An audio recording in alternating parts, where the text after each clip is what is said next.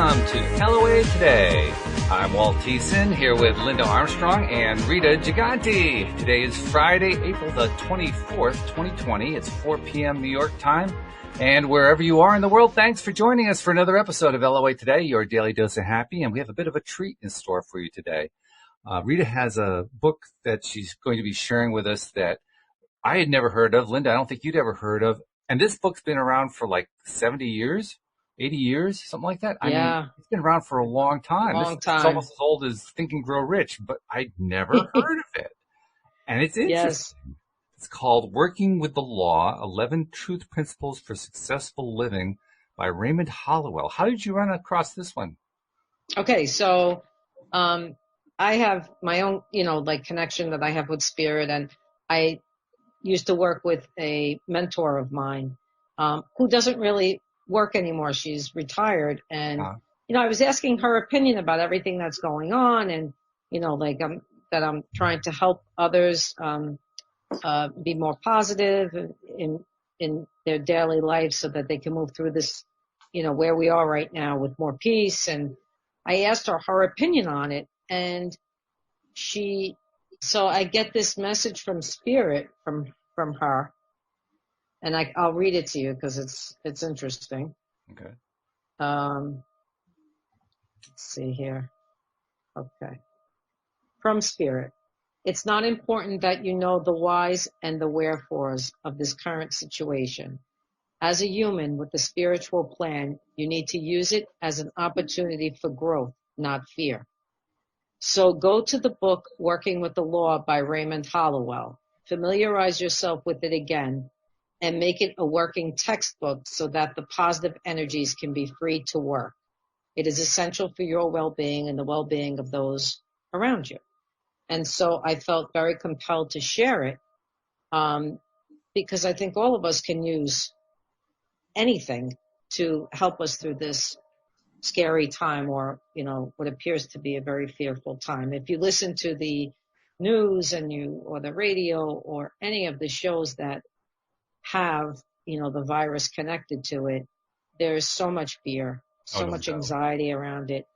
And, listen, we're all human. I've been there myself. My sister will get on the phone with me. She'll start spewing shit, right? And then all of a sudden I'm like, wait a minute, I was in my center. What happened? Right. I start thinking all negative things, and, so, I asked and I received, which is part of what, we're going to talk about today. The book goes into the laws, and how to utilize the laws to your benefit, and how the book shows you a lot. And because I only got it the other day, I've only been through a few chapters of it, but what it shows you is that there is no lack of control here. Like, you control your destiny. You are co-creating with God in every moment. And you have to do the work to co-create. It's not it's not a passive thing. Even praying is not a passive thing. So when we pray, we ask, right? Mm-hmm. But if we're not aligned with that, we cannot receive it, even though we asked. We have to be aligned with it, right? Sure. So that's what this, the premise of the book talks about the laws, and there's 11 of them. And there are many, many people and authors who have said there are many different laws, 15, 16 laws, 12 laws, whatever. Right. This man came up with 11, and he felt it was the way someone should live their life authentically. I think it was worth, old or new, makes no difference, because part of what he's talking about, we've heard in the law of attraction, the law of one, the whole premise of that. We've seen that in many books, many times over. But sometimes when you hear something different, sometimes the same material, but a little bit differently, like Linda was saying, people can get it. They didn't get it the first 20 times, but we're going to talk about it today, and maybe they'll get it today. Yeah, in fact, I think I'll interject and I'll read out, I wrote them down, the 11 laws that he has in his book. And yes, there are people who say there's 7, there's 11, there's this, there's that. There's lots of them. But I really let me read them first. Okay. And these are the chapters in order. So there's the law of thinking, the law of supply, the law of attraction, the law of receiving, the law of increase, the law of compensation, the law of resistance, law of givenness, law of sacrifice, law of obedience, law of success. So there's a lot of laws here that I haven't come across with these other people, with the list that you get from other people. Right. And my first takeaway, and I was texting with Rita as I was like reading it on my Kindle, was in the very beginning, he talks about let's just take the word law, anywhere it says law, and change that to the word God. Right. Well, and love. for me, like these little light bulbs went off. I'm like, oh, wait a minute. Something felt so much different, like energy shifted just around thinking about, as you're reading this, putting the word God in instead of the word law. And, truly, premise of the whole entire thing is what we already kind of know, but maybe you can hear it in a different way, that we are all one. We are all that God quality because we are all creators. Right. And here it's a matter of, well, what do you choose to focus on? Like in the first chapter, and I'll get back to Rita. Yeah. And I don't know, No. Walt, if you had a chance to read it yet. But in this law of thinking part, it just goes to validate once again how, there's law of polarity, right? So you have good and bad, right and wrong, white and black, dark and light. But the point a big point that I took from this law of thinking thing is that which energy do you want to feed, right? So do you want to go into fear or do you want to go into love? Right. We, as the creator, have the ability to just flip. Like I call it flipping a switch. You can flip the switch to another energy just by choosing to do it. Right. And if you don't think you can, there's things you can do, like to increase your vibration so you can get there. But let me just I wrote a note on this one thing. He said, you cannot feed opposite energies. You can only feed one at a time. Which energy do you want to feed? Don't get stuck in feeding both at different times, because that's just limbo. And I don't know if these were his words or what. This is what I got out of it. The one that you feed the most will eventually be the one that comes into your reality, because everything's created from thought. And he really does a good job of making that point, that everything is created from thought. So when some people don't get thoughts become things, maybe the way this book puts it just gives you like another angle on it, even if you've heard it before. And then all of a sudden you're like, oh, I feel I have a more full understanding of this whole thing. Right. I think a lot of us aren't necessarily sure on how our thoughts can actually be reality, because we have millions of thoughts a day, right? So we think, well, how can I concentrate every single thought on something good when I have all these thoughts? Well, it becomes somewhat of a training that you have to, help yourself with. This isn't something that happens overnight. And, you need to train the mind just like anything else, right? Just like you trained it this way, we need to shift it and train it a different way. I also think that from what he's saying with this law of thinking, I always say that your emotion behind your thoughts are very important, because if you're having a lower vibrational emotion, which is envy, fear, jealousy, all of that, and you put that into a thought, well, it's going to create something completely different than what you would want, right? Right. So if you take this thought and you want to create, let's say, abundance and let's say prosperity, well, then in your mind, you need to see what that looks like. What does that look like to you? And then you need to have the feeling behind that, right? The feeling of joy, because you need to, like we're streaming live here, right? We're doing it live. You need to stream live in your mind how you perceive what prosperity looks like, abundance looks like, health looks like. Do a little video in your mind. But with that, feel the emotion that comes with that. Like that brings peace to you. That brings happiness. That brings joy. That brings so many things. And that will feed the thought even more. Does that make sense? It does make sense. It also makes me want to raise a question, and it's a question that I always like to kind of virtually ask any author that I read for the first time about this particular piece, the piece of imagining and focusing in your mind on this new thing that you want. Because very often we have a lot of patterns built up, a lot of experience with the stuff that we don't want. That's how we end up with all the stuff that we don't want. Very often we don't have a whole lot of experience with the stuff we do want. So for instance, maybe somebody's trying to attract a bunch of money, maybe they're trying to become a millionaire. They've never been a millionaire. They don't know what it feels like to be a millionaire. So the question I always like to ask the guru or whatever you want to call them is, so, how do you visualize being a millionaire if you've never been a millionaire before? I'm curious to know what his answer might have been, if he addressed that. I don't know if he addressed that. Oh, Linda's raising her hand. Go for it. Go, Linda. You find the essence of what it will bring to you. Right. So what does being a millionaire mean to you? What does it give to you in your life? If it's like peace or security or opportunity to do more exciting things, like what is the energy around that? So you find that energy within your body, right? So say it's a feeling of freedom, like stress free. Even if you don't know what that feels like, you can imagine what you think that feels like, and It's that and I like feeling. To find it in your body, and so you can connect to it and you can call it up. So then when you're doing these, thinking about it, call up the energy of what you feel this will give to you. Right. And I just wanted to add, because this is something Walt's been working on a lot, is a lot of the stuff as I'm reading just reminds me so much of Neville and so much of other people, but even more so with Neville, because he's always with the visualization, right? Yeah, and absolutely. the feeling essence of it.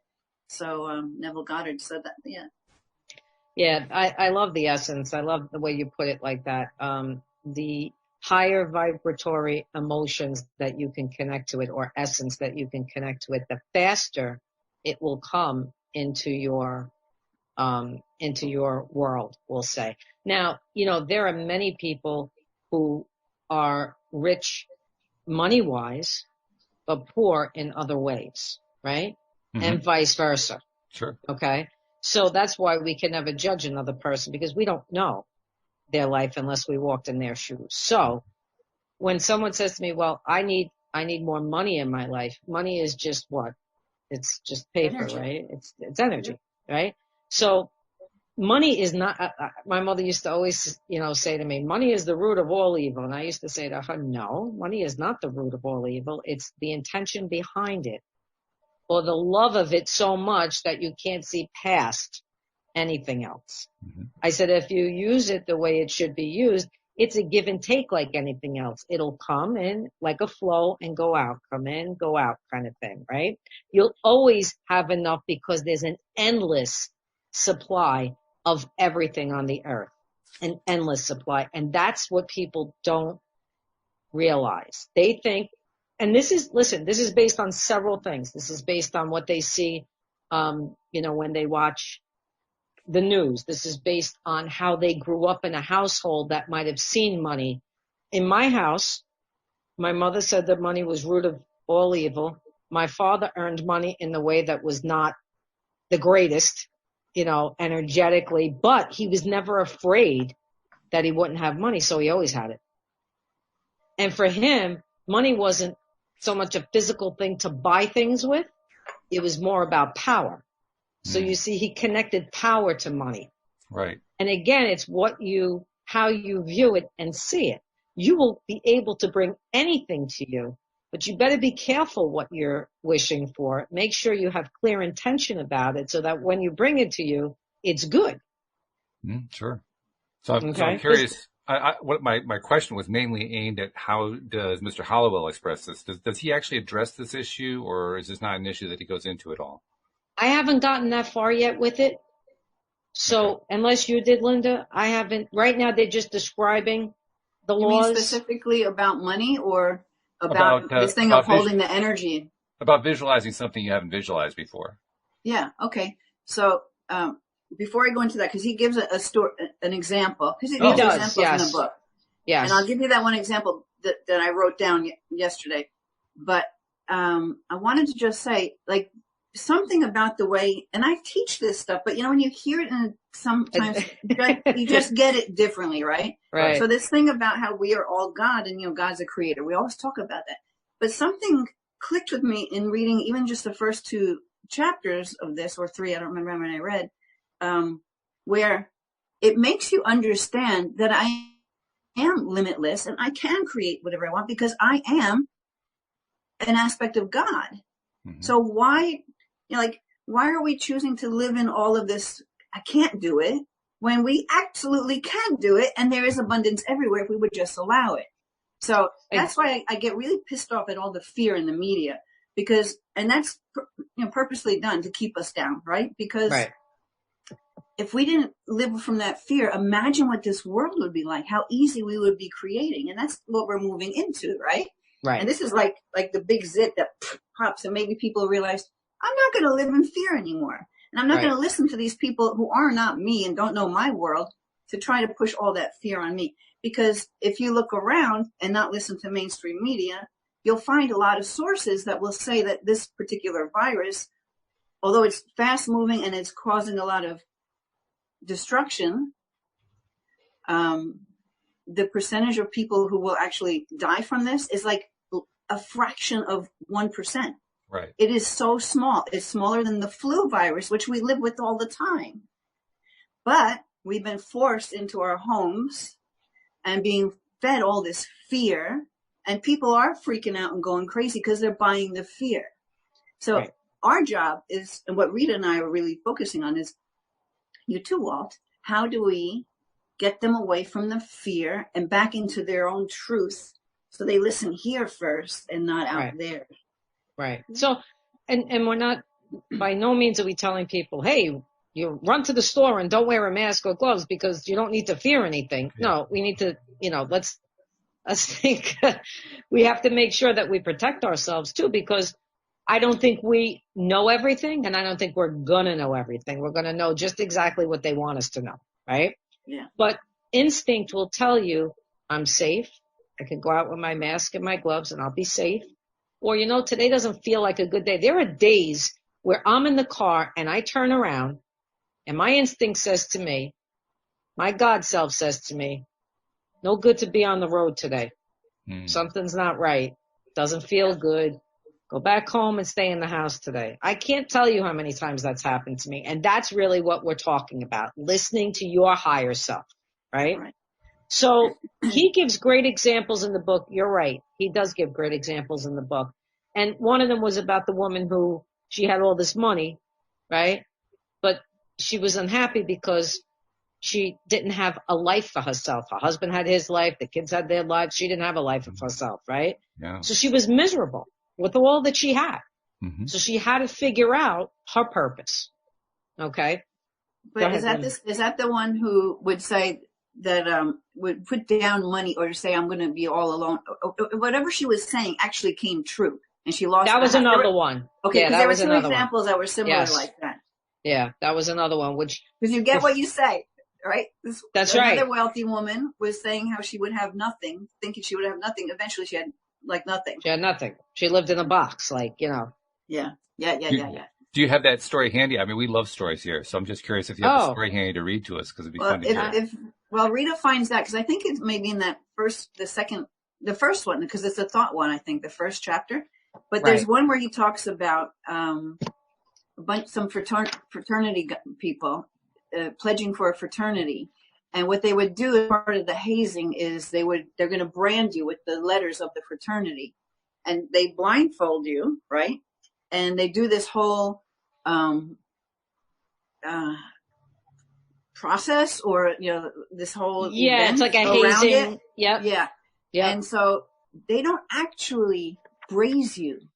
They do something with a candle with a little bit of heat. Like it never touches you. I forget the details of it. This is why I'm really bad at giving details. But the gist of the whole story is they go back to the room afterwards, and the guy who was the one being branded, which the other guy could see, they didn't actually really brand him. He had the letters appear on his body. He had welts of these letters for 2 or 3 days because he believed that they were actually branding him.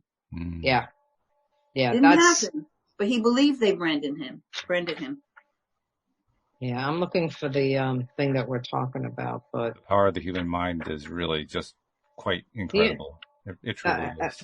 And absolutely. But there was one piece that I read that when he said, you know how people say seeing is believing, they have to see it first, they need to use their five senses. Mm-hmm. And he says, no, it's the opposite. You have to believe, and then you will see. Yeah. You know, so whatever it is that you're trying to connect to manifest, you got to believe you're going to receive it before you can see it.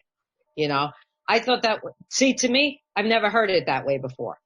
Oh, okay. Never heard it in that sense before. So just the way he put it got me thinking right away.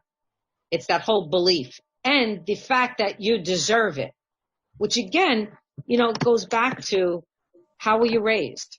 Mm-hmm. You know, do you have these subconscious limitations in the subconscious mind saying, I don't deserve that. Who am I to say I should be a millionaire?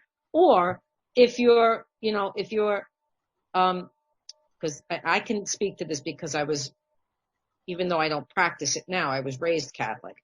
You know, we were taught about money, like, oh no, you gotta continually give. You shouldn't have too much money because that's evil.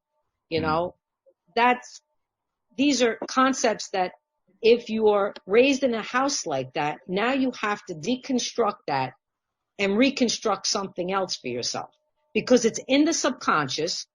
It stays there, and we operate on the subconscious 99% of the time. Mm-hmm. Yeah. So we're operating on things that we may not believe in now, but they're there, and we have to go back and shift that, change it.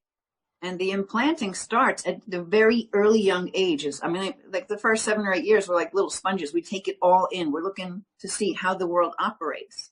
I'm telling you that right from conception. Yeah. Whatever the parents are saying while you're in the womb, everything. You remember and absorb it all, and you're affected by that.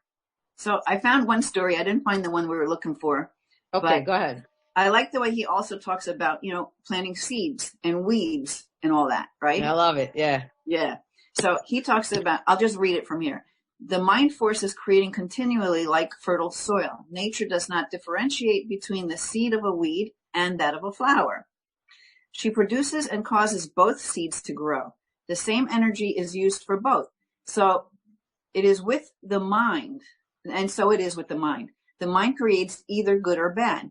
Your ideas determine which is to be created. A farmer who lived in Nebraska and had come from a small farm in Pennsylvania years before never could adjust himself to using the binder. I guess it's a piece of equipment, a machine that cut and bound grain. He had been accustomed to the old handle cradle and tied his grain by hand. Repeatedly, he said to his friend, that binder will get me yet. Oh dear. He was afraid every time he climbed upon its seat. And one day while I was there, this is him talking, horses ran away from him and he was thrown over the reel into the machine. Like Job, his fear came upon him.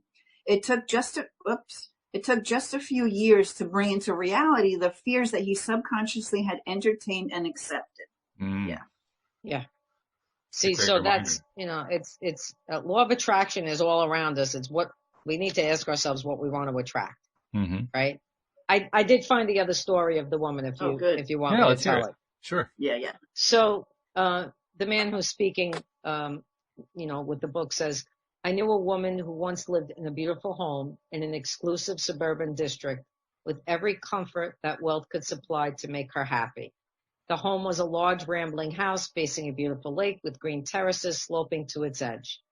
Flower gardens, perfectly kept, were scattered freely along each path throughout the estate. She had many servants to help her, and from observation, her life was just about as complete as one might dream about. Well, with all this wealth and beauty, the woman was heard to remark to her friends that she hoped that one day that she hoped the day would come when she would be relieved of the big house and all its problems and could live in a trunk. She wanted a room to herself. She wanted a room to herself for herself and just large enough to move about without any extra space to dust and to keep clean. Now, she didn't even have to clean her home, right? A few years later, her husband died and left the estate to her. She sold the home at a sacrifice. Her other holdings depreciated so much in value through unwise investments and transfers that she had but a small income left. She went to live with her sister, and true to her wish, she now has a small room on the 3rd floor and practically lives in a trunk.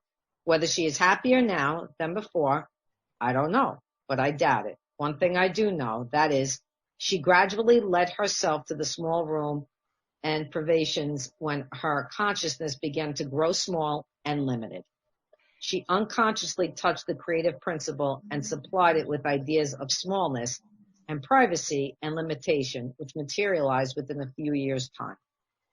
I love the story. So, I love right? it. And I love it in part because, I mean, we've talked about this before on all the days of the podcast.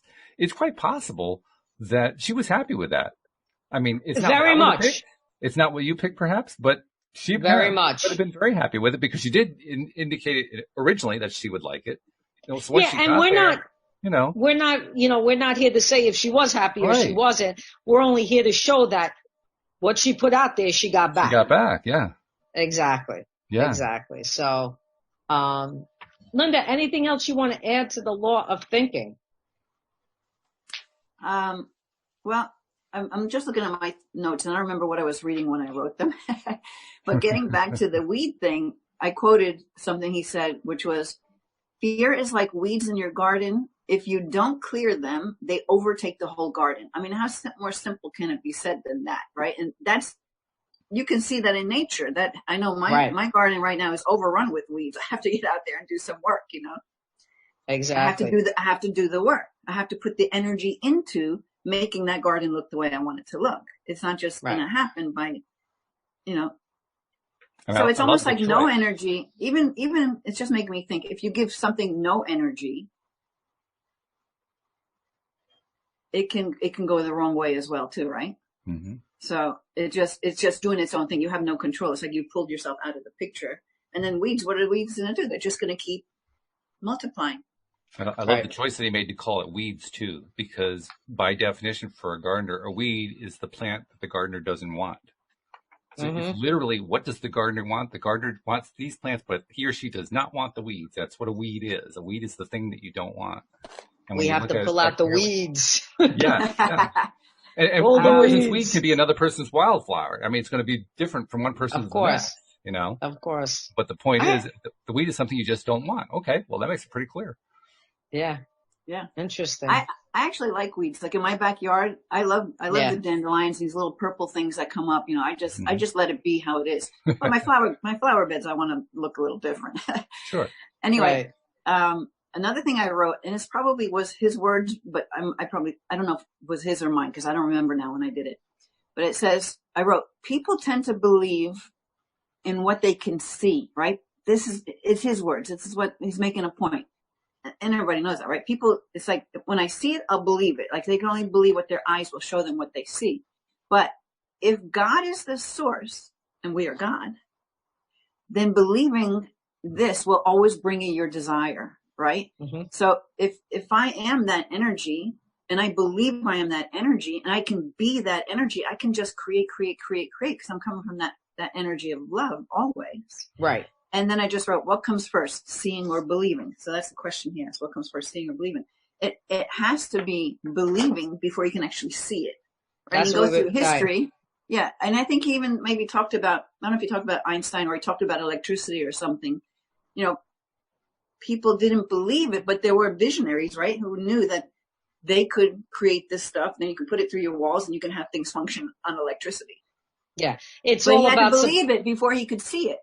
Right. It's all about supply and demand, right? Yeah, we didn't get to that one yet. But maybe but that's where that is. Oh, it is. I wrote that. I read that already. Yeah, so I read the first two. It was love, thinking, love, supply. So that's where that came from, second chapter. Yeah. So I just want to tell people this. You're going to think all the time. There's no stopping your thinking process, okay? So they liken your thoughts to the speed of light. right? Yes. So Yes. it says here, scientists tells us that thought is compared with the speed of light. Our thoughts travel at a rate of 186,000 miles per second. That's 930 times faster than the sound of your voice. Okay, so we're not going to stop thinking. What we're going to do is navigate the mind to think differently than we have before. That's all. And there's so many ways to do that. So many ways, and we can get into that so that it will help people. I tell you, just reading this book has helped. Just being in that energy has helped. Okay.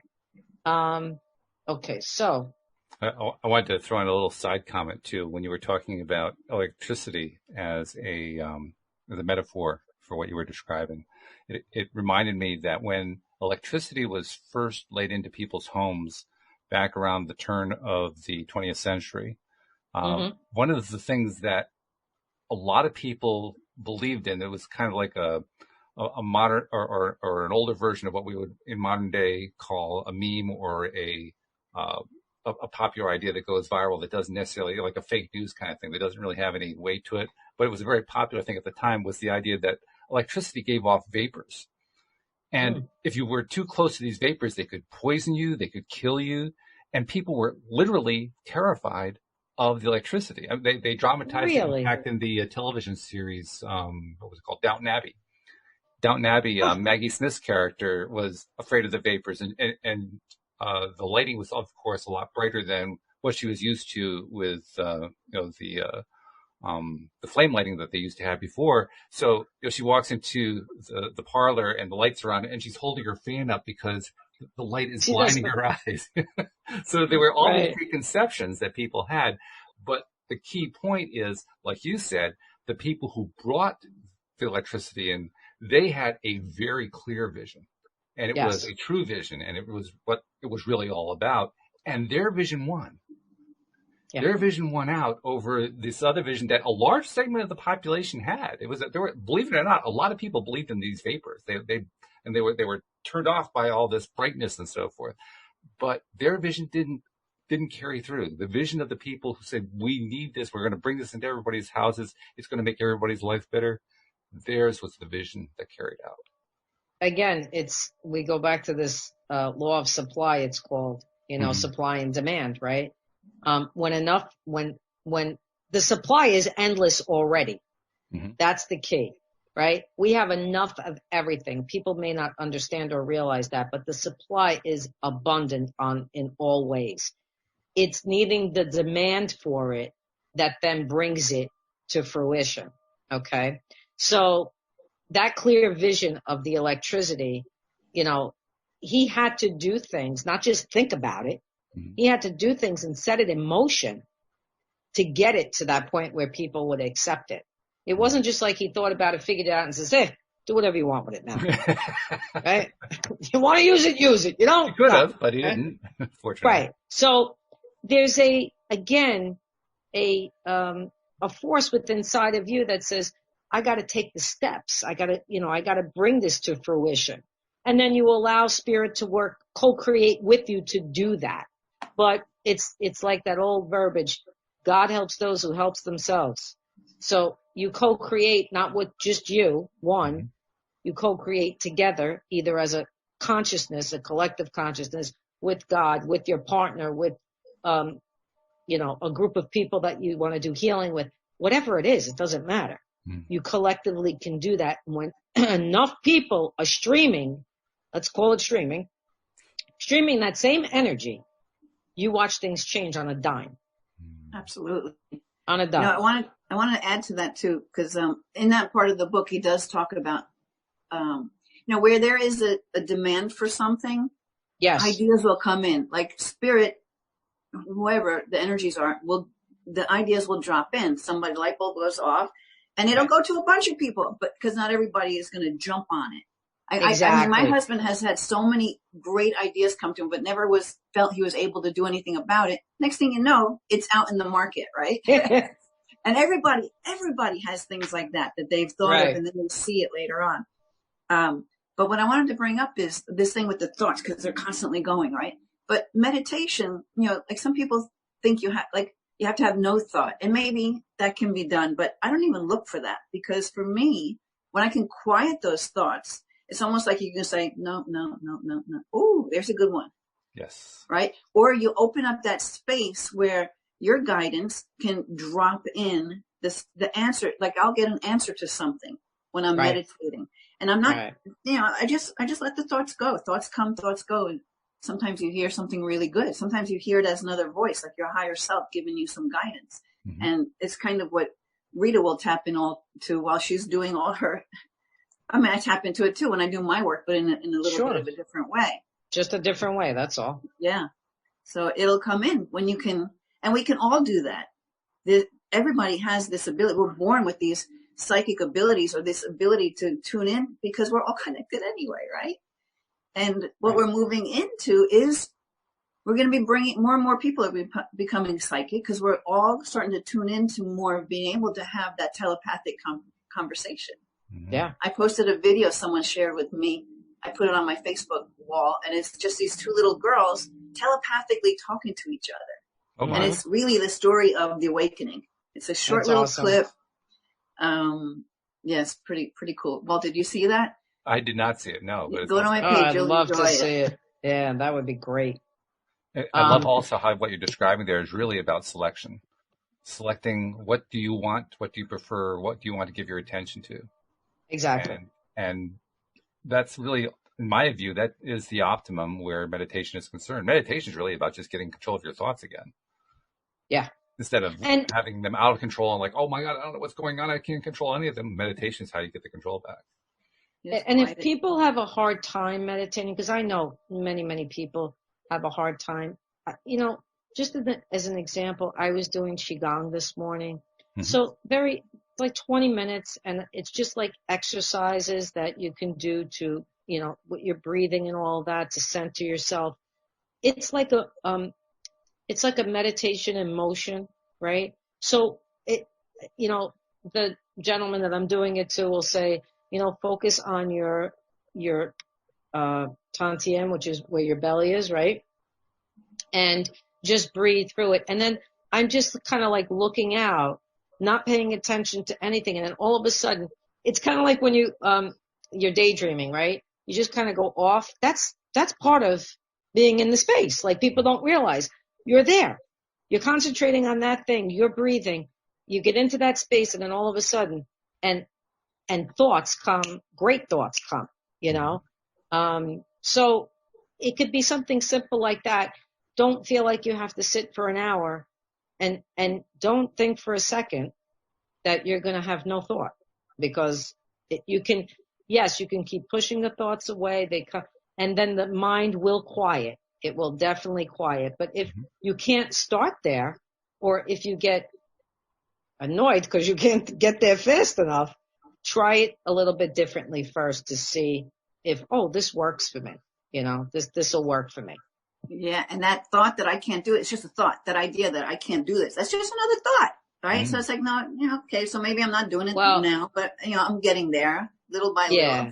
And that's the worst thing you could do is judge it, right? When people are trying to do it and they're like, oh shit, I screwed that up again. That's the worst thing you could do, because that completely throws you out of, being aligned.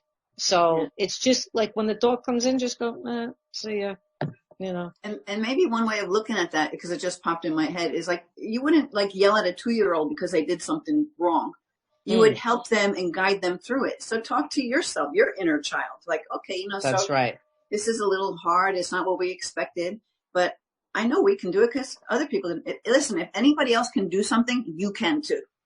Right. It's just the way the universe works. If the ability or the thought or the thing comes into awareness anywhere, we're getting into the 2-minute mile, the thing, we talk about this every now and then, the 100th monkey thing. And that's why group meditations work, because we put that energy out. Like when you have a lot of people coming together, you can change things. I think Rita was talking about that, or referring to that a little bit earlier in some part of our talk, about how that energy can go out and change for everybody else, not even just for yourself. We wouldn't be at this point in our evolution if we didn't make those kind of changes. So somewhere along the line, someone came up with holistic medications or, and so mainstream medicine then said, oh, we need to take a look at this. It took a long time for people to understand what homeopathy was or, herbs or, and be able to trust that. And these are things that come from the earth. And these are also things that have been around far longer than medication. But because we're not used to it and because we've been told, no, this is what we need to do. But once we all get on board, things, like I said, things change. It becomes a beautiful tapestry. Becomes a beautiful tapestry. That's how I see it anyway. I've got and that change is happening now. I got exactly a live stream for you guys from Nasha. Go ahead. Some dreams, some desires are so big that you tend to get stuck trying to figure out how. I believe that's where I personally get stuck. So please, could you elaborate on the how? Okay, so how is really individualized because I think everybody does that differently. So I can give you an example of myself. I knew I could manifest at the age 11. All right. So how many people, and maybe there are people out there, but for me at age 11, I was taken up with Farrah Fawcett, right? She was basically how I knew I was never going to be with a man. Okay. So I had her poster in my room. I was like, I am meeting this woman. I don't know how, but I'm going to do it. Within a year, I shit you not, this woman ends up at a restaurant in the village that only me, my family, and my father would go to, right?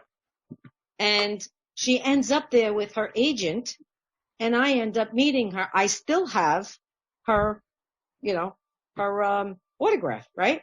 Okay. So at 11, you know what it was? I had this enthusiasm about it.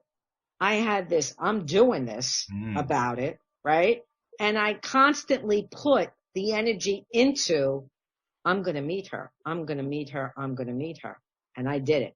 Okay. So now how can you do that being now our age? Because back then at 11, I didn't have all the, maybe all the, negative patterns that maybe came after a while. Right. So now it's like you do baby steps if you have to. You start out with a positive thought, take an action. Every day you put those positive thoughts in, maybe take another action towards it. Like ask her what is so incomprehensible, because there's nothing that, if she's saying to me, I'll never be able to make $1 million, I would tell her right now she's wrong. Yeah. So, I want to chime in with, before Rita was telling that story, I wrote down, my answer for Nasha would have been like to hold the essence of it.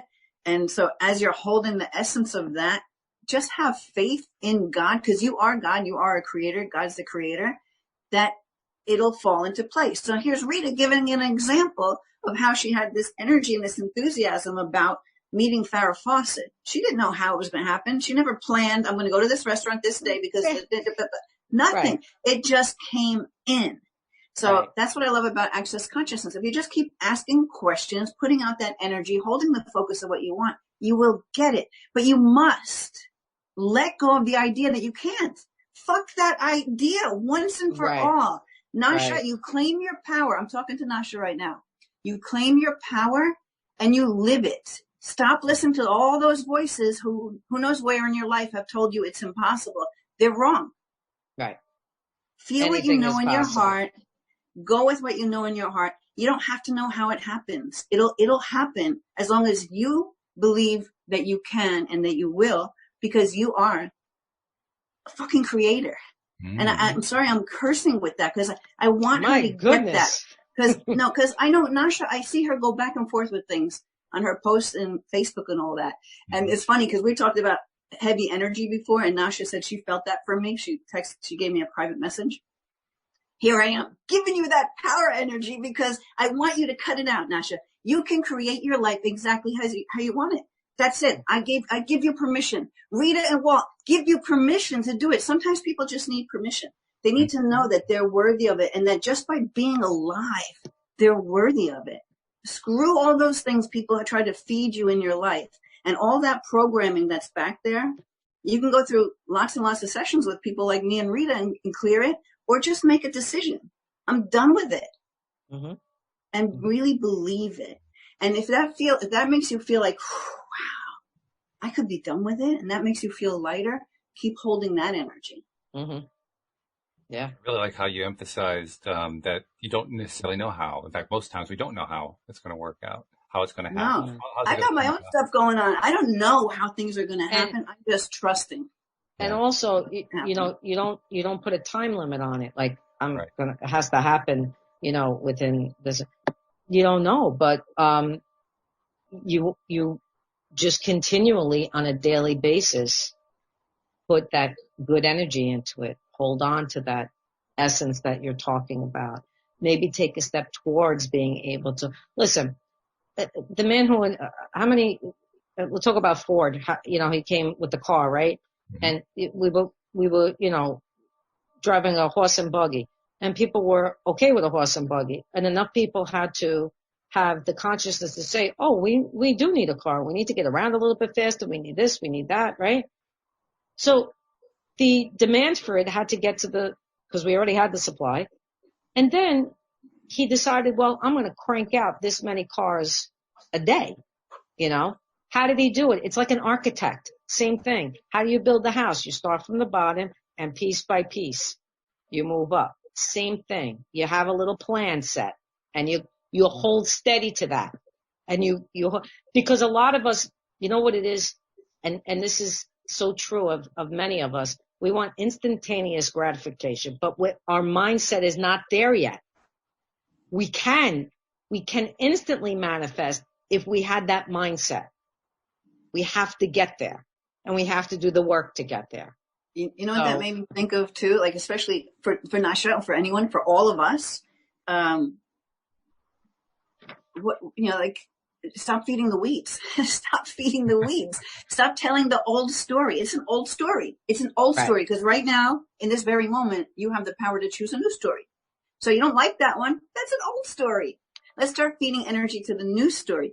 And the way I like to do it too is, how do you feed things? You feed it with light, because light is that energy of the universe, right? So, I mean, I did a meditation. It's on my YouTube. You can go and listen to it, where I implant a seed of light in your heart. And all you have to do every day is just call in the light. Just call it in. You just keep feeding that light, sending that light out to others. If you do that every day, like I do that as often as I think about it, like even right now, I'm just doing it. I'm bringing in the light and I'm sending it out to all of those. I'm doing it too, as you're saying. Yeah. So you feed the seed, you know, so I call it planting this. It came to me in a lot of healing sessions I do, where some dad'll come in, plant the seed. I'm like, okay, plant the seed. Seed of light. So we're going to feed light with light, which is the energy of everything. And that's how we create, by connecting to that pure love and light of, yes, I can. Everything is abundant. Life is beautiful. Right. Then you have this thing popping like, oh, that's not beautiful. Okay, well, let's send that light, that thing that's showing up in your existence that is not bright, right? Send it light. That's all we can do is keep sending the light.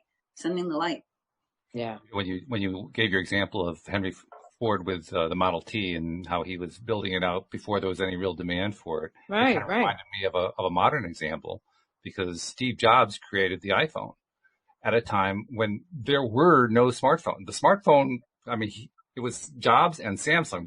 Apple and Samsung were the two that were developing this thing, and there was no market for it yet. It didn't exist. Right. I can promise you the last thing that was in Steve Jobs' mind is, how are we going to get people to buy this? The how was not part of his equation at all. He just knew, he believed in his idea so strongly that it didn't even occur to him to wonder, how are people going to buy into this idea? They just were going to. That's all. He didn't know how. He just believed they were going to. And that's exactly what happened. How fast all that technology happened, because, we went from beepers, right? Those little pagers, to like these big cell phones that were like humongous, that, like you put it to your ear, you look like an alien, to these then smaller, streamlined, I mean, it's happening overnight, like, because again, the supply is there, the demand came, here it is. Right. It's funny about that, Rita, because I can picture those movies that we see where they're holding the big phone, and like we instantly crack up because we lived it. But yet people, the younger ones who are coming to this more developed planet, they're like, what? What the heck is that? Yeah, they're Atari? What's Atari? Like that was the first gaming console. I'm thinking, what do you mean? You never played Pong? What's wrong? What's happening here? It's like the best game ever. But again, we weren't that generation where we were in a house all the time on a computer either. We had we were out and we played in nature and, which was, to me, is very important. Even today, I really feel like we need to get back to that. Whether you're an adult or you're a child, you need to get back to that. So did that help her, Walt? Yeah, she's putting out so much appreciation, Linda, especially. Thank you so much for you're right. I got tears. I've manifested a lot, and I have no clue how. I kept on telling people, and I was doesn't matter. And yes, I know I can. Thank you. And she also thanked Jeffrey because Jeffrey was also giving her some advice in the live stream. So yeah, she's been getting fabulous. Yeah, so I just want to say to Nasha, if I felt, because sometimes she's felt like overpowered by my energy, I want you to feel that right now because I want you to totally get it that you have the power. Right? If I just took my power and I gave it to you. That's it. Wow. And sometimes right here on the show. Yep. Yeah. Sometimes that's what we do to help people. We have enough of our own energy that we can, because we know it's endless, right? We know we can fill ourselves up anytime we want so we can give to others. I mean, that's what we do. So that's why when mothers especially come to me and say, I'm exhausted all the time, I give my energy out to my kids and then there's school and then there's meetings and I have a job. I said, well, when are you refilling your own energy? Like, you're always going to feel that way if you don't refill yourself. That's the bottom line. You need to take the time. And everybody in today's day, it's, I don't have the time. But if you don't have the time, it's never going to change. So you have to make the time. Now, after making, go ahead. No, I was going to say, after making the time, you notice that you have more time. I don't know how that works. Oh yeah. I don't know how that works, but I make the time to do it and I'm like, I got so much more done today, and it's just the way it goes. Which goes to prove how time is just a concept. Sure. And that just we can have control over time. That's right. Yeah. No, that's right. Go ahead, Walt. I'm sorry, honey. No, that's all right. That's good. It's all good. When you were saying what you were saying, it kind of clicked in my head. Whenever I find myself thinking about something or facing something or talking about something, and I'm not liking where it's going, I like to remind myself to stop and just ask myself one question. What is it that I want instead? Yes. Because I love that. It's like, you would think that we do that naturally, but we really don't. We usually get stuck on, I don't want this thing that I've got. Right. We don't actually. We're stuck on the negative. What's the other thing that I want? Right. You get stuck in the negative piece. And also, I want to bring up that what you're thinking also, for instance, an adjective that you're using or something that maybe, like when someone says, I want something, well, you can be in want for the next 10 years. You always want. I always want something. So I tell people all the time, use the words, I am. I am this. You have to use what's in present tense, like it's already happening. Yeah. You can't use wishy-washy, words. I believe, I am. These are concrete. You're telling yourself, your higher self, the universe, I am, right? Just like God says, I am that I am. It's the most, important, how do I want to put it?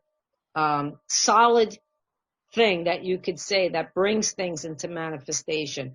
And, I know we have still the law of attraction. I don't know if we're going to have time to go through it. Why don't we next week do law of attraction and law of receiving? I think that would be great. a few weeks to do, which is part of the course here. We've done a lot of books, and I can't think of anyone that we were able to do in one episode. The shortest one was 3 episodes, and that was only half a book anyway. So yeah, it takes time. I love taking a book and dissecting it, and maybe in the future we can pick a book and tell people about it, and then tell them that we're doing a show about it, and they can read about it and come on. That might be a great way to. We've done to a get lot people of books involved. like that. I mean, literally, if I had to count them up, we've probably done a couple dozen books that way, and it's fun. It's a lot of fun. Yeah. Get people's input. It's nice. It is. It's great, and you get a lot of different viewpoints on the same thing. It's really a great deal of fun. Something I wanted to add into what you were talking about there comes from our friend Cindy Chavez, who does the Wednesday podcast with me.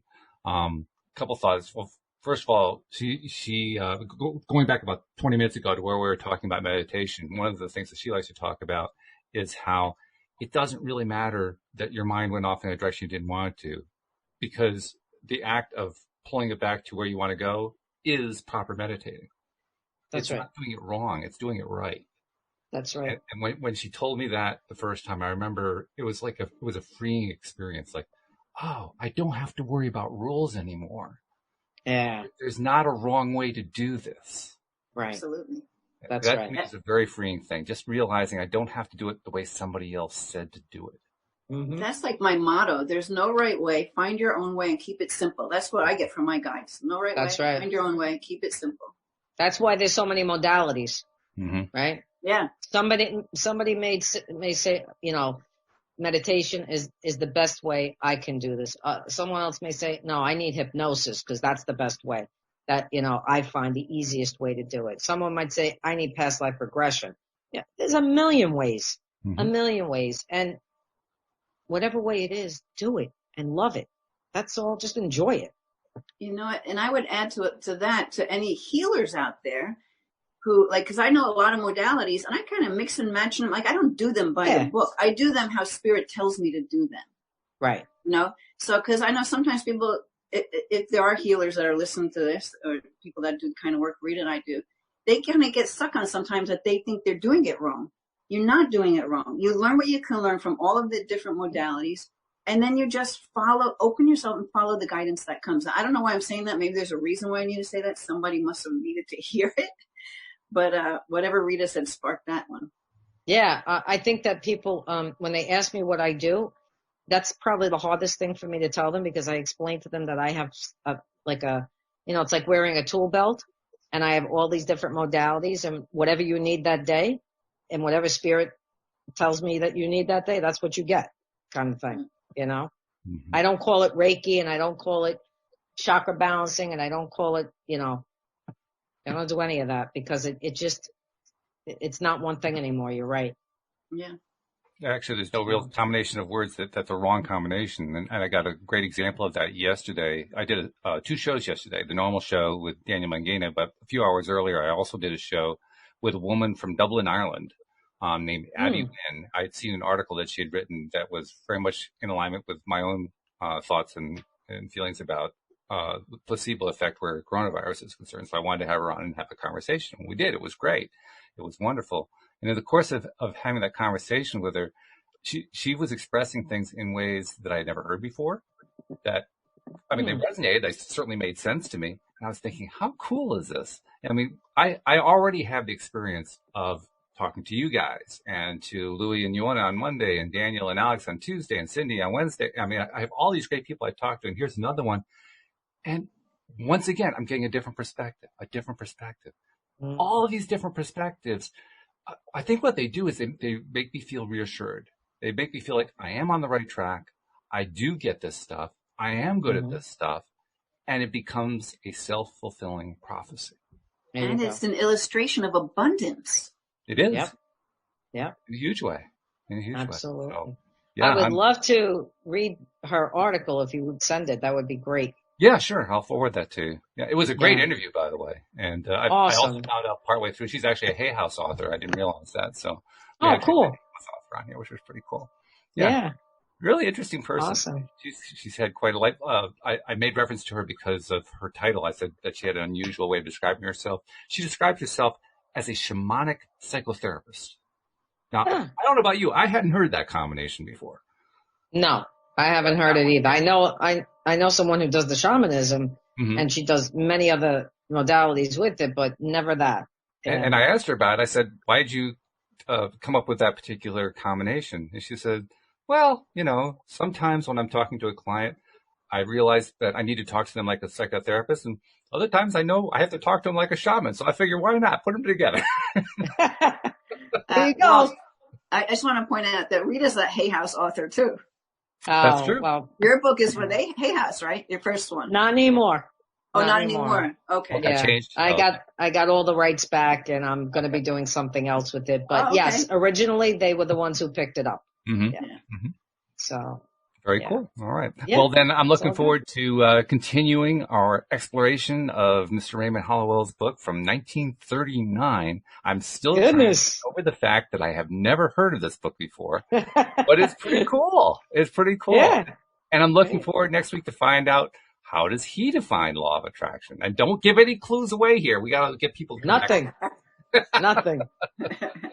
Maybe some people will go buy it and, they'll have some understanding. Yeah, that would be nice. And then they can join us. I presume it's available on Amazon, right? Yeah. Yes. Yeah. So there you go. Absolutely. All right. Yep. So Rita, thank you first of all for coming up with the book for us to discuss. Thank you. Thank you for bringing that to Thank you for participating and Linda, thanks for doing all the research. My friend Linda. Giving us all the clues about the details of how the whole thing works. That's wonderful. So thank you so much for that. Thank you, live streamers, and thank you especially to our podcast listeners as well. We'll see you all next time here on LOA Today. Goodbye, everybody.